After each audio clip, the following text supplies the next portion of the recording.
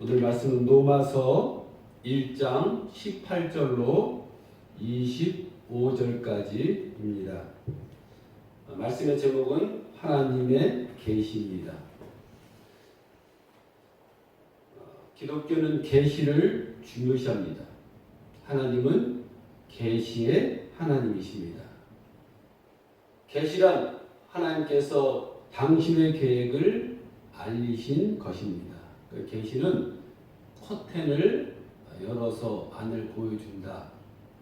또 문을 열어서 안의 내용물을 보여준다. 또 막힌 담을 헐어서 그 이상의 것을 보여준다라는 뜻을 담고 있습니다. 이 계시는 일반 계시와 특별 계시로 나눌 수가 있습니다. 일반 계시는 인간의 양심, 또 자연, 또 역사를 통해서 일반 계시를 알려주셔요.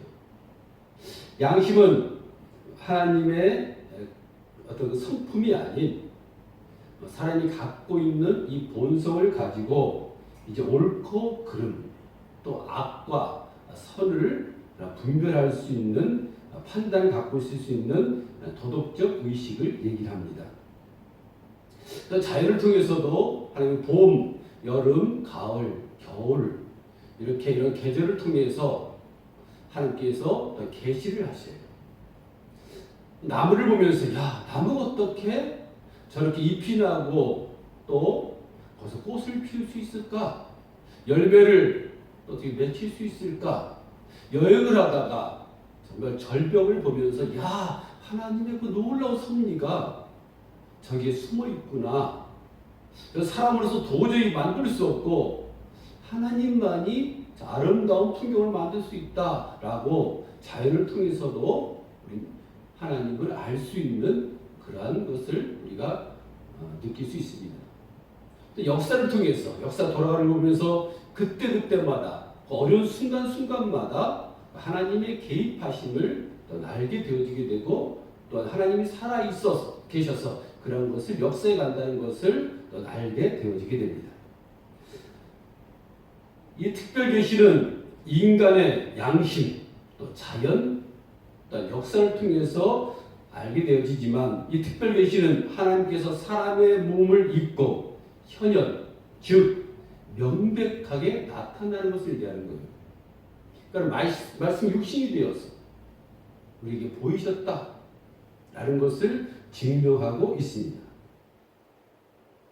또한 예수 그리스도와 예수님을 중심으로 하는 말씀이에요. 선자들과 또 사도들이 하나님부터 영감을 받아서 말씀을 기록합니다. 말씀이 곧 특별 계시고 말씀 되시는 예수님과 또한 하나를 이루고 있는 것이 특별 계시예요. 일반 계시로는 인간의 죄를 깨달을 수 없습니다. 알 수도 없고 또한 바라볼 수도 없어요. 그러나 특별 계시를 통해서만 인간이 죄를 깨달을 수 있습니다. 특별 계시의 목표는 하나님과 더불어 영적 친교를 이루는 것입니다. 하나님은 특별 계시를 통해서 역사하셔요. 아담 이후로 모든 인간들은 죄악 가운데 태어났습니다. 그래서 죄를 지으면 지옥에 가요. 사회는 시간이 흐를수록 부전과 부패와 또한 타락과 방종과 음란으로 말미암아 병들게 됩니다. 많은 사회학자들이, 많은 사람들이, 도덕가들이 법으로 복지 사회를 이루려고 하지만 사회는 점점 더 지옥으로 변해가고 있습니다. 그래서 아이들이 요새 쓰는 말이 헬조선이다, 지옥 같은 그런 삶이다, 나라다라고 얘기합니다. 우리 양심은 우리가 죄를 짓게 되면 가책을 느껴요. 남에게 어떤 해를 입히거나 또 내가 죄 속에 있을 때는 양심의 가책을 느낀다는 거예요. 이는 양심이 있다는 증거입니다. 사도 바울은 본문에서 이렇게 얘기합니다. 하나님을 알 만한 모든 것이 그 속에 보입니다. 또 하나님을 알만한 것이 양심을 통해서, 자연을 통해서, 역사를 통해서 우리에게 보여준다는 거예요. 우리 양심이 증가하고 있다는 거예요. 양심이 악을 알고 양심이 또한 선을 안다는 거예요. 사람들이 변명할 수 없는 이유는 하나님을 알만한 그런 양심이 있기 때문입니다. 양심이 곧 하나님을 아는 일반 계시인 거예요. 사람의 양심은 일반 계시의 대표적인 내용입니다. 양심은 옳고자 하는 의지, 참되고 바르고자 하는 의지를 얘기합니다. 근데 중요한 것은 이 양심으로만 우리는 구원받을 수 없다는 거예요. 양심을 가지고서는 회개할 수 없다는 거예요. 양심을 가지고는 우리가 죄를 회개할 수도 없고 우리가 거듭날 수도 없다는 거예요. 사도 바울은 이렇게 얘기를 합니다. 그러므로 그들이 핑계하지 못할지니라.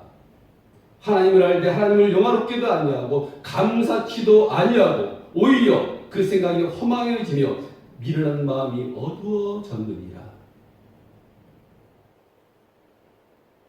사람의 양심으로 하나님을 알게 되는 것이 아니라는 거예요. 일반 계시로 하나님을 알게 되어지게 된다는 것이 아니에요. 해결할 수 없다는 거예요. 건널 수 없다는 거예요. 하나님을 영화롭게도 못하고 감사하지도 않으며 갈수록 허망해진다. 우리 양심은 그거예요. 하나님의 특별 계시로 하나님의 영광을 체험할 수 있습니다. 이사야 선지자가 성전에서 기도하다가 하나님의 영광을 체험하게 됩니다. 사도행전 2장 46절에 마음을 같이하여 성전에 모이기를 힘쓰라. 사도행전 5장 12절에 마음을 같이하여 솔로몬 행각에 모여라. 사도행전 2장 14절에 마음을 같이하여 기도에 힘쓰라. 왜 우리들이 성전에 와서 기도해야 되냐면 성전에 하나님이 계시고 우리가 기도할 때 하나님의 그 영화로움을 우리가 체험하게 되어진다는 거예요.